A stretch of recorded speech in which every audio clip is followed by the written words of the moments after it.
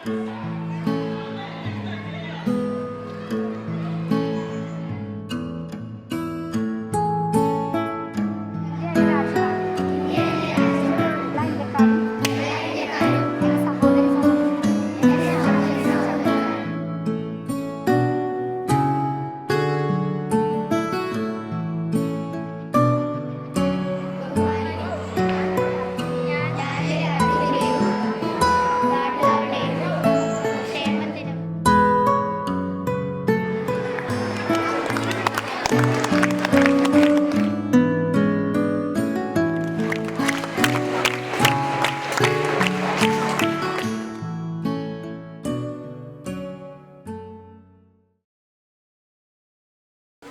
വിദ്യാർത്ഥികൾ, ഇന്നത്തെ ദിനത്തിൻ്റെ പ്രത്യേകത ഞാൻ പറയാതെ തന്നെ നിങ്ങൾ മനസ്സിലാക്കിയിട്ടുണ്ട്.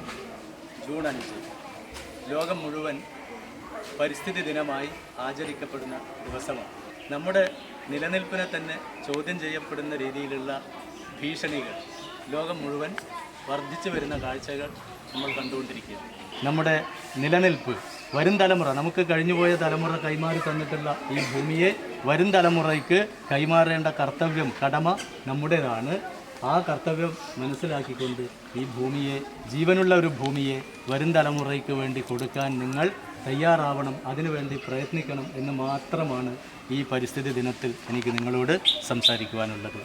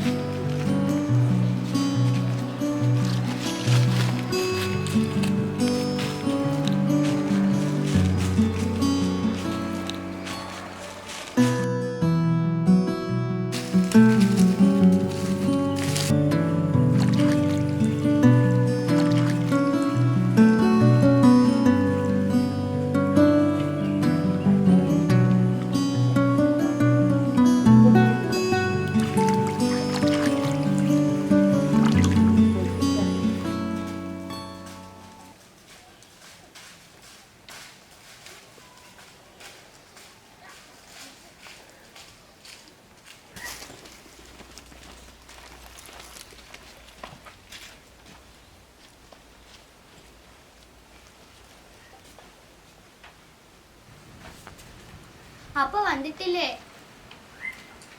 ഈ തൈ എങ്ക നടും? ഉനക്ക് എന്നിത് നിശ്ചയിക്കാ? ചേച്ചി, ഞാൻ കുറെ പറഞ്ഞിട്ടുണ്ട് തമിഴ് വേണ്ട വേണ്ട. നമ്മ ഇപ്പൊ വന്ന് മലയാളി പുറിഞ്ഞതാ.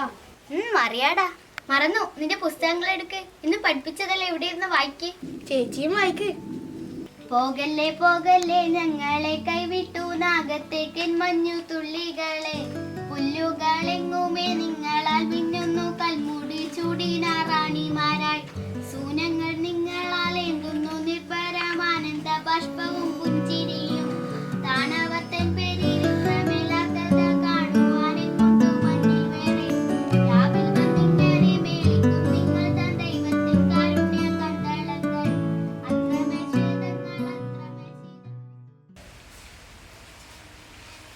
രാവിൽ വന്നിങ്ങനെ മേളിക്കും നിങ്ങൾ തൻ ദൈവത്തിൻ കാരുണ്യ കണ്ടളങ്ങൾ, അത്രമേ ഛേദങ്ങൾ അത്രമേ ശീതങ്ങൾ അത്രമേ ഭൂതങ്ങൾ നിങ്ങളെല്ലാം.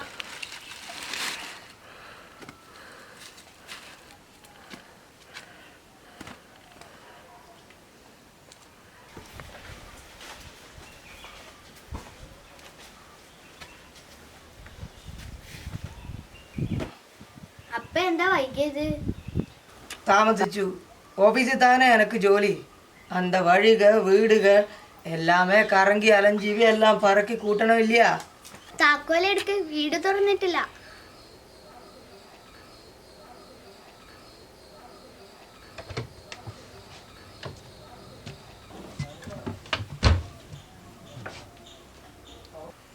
വല്ലി, നീയും മോനും அந்த വേസ്റ്റ് ഏരിയ പോയി കുറച്ചുകൂടി പ്ലാസ്റ്റിക് പറക്ക്. 50 കിലോ ബന്ത് ഇനിയും വേണം.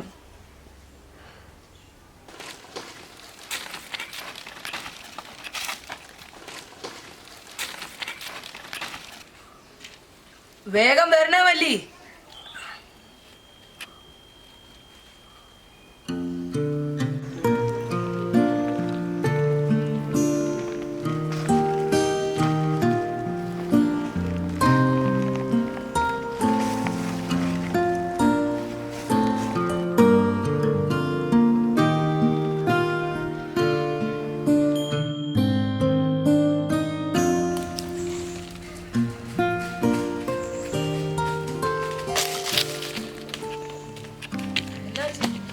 ഒന്നുമില്ലപ്പാ.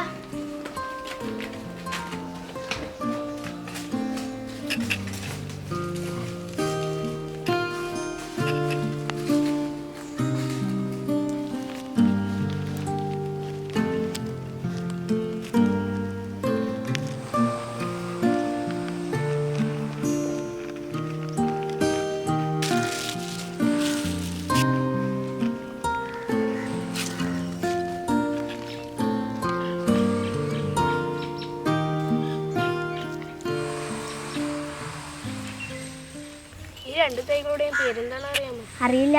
ഒരു പേര് എന്തേരാ? മല്ലി. അപ്പോൾ ചേച്ചിയെ പോലെ തന്നെ എനിക്ക് ഇതിനെയും സ്നേഹിക്കാമല്ലോ.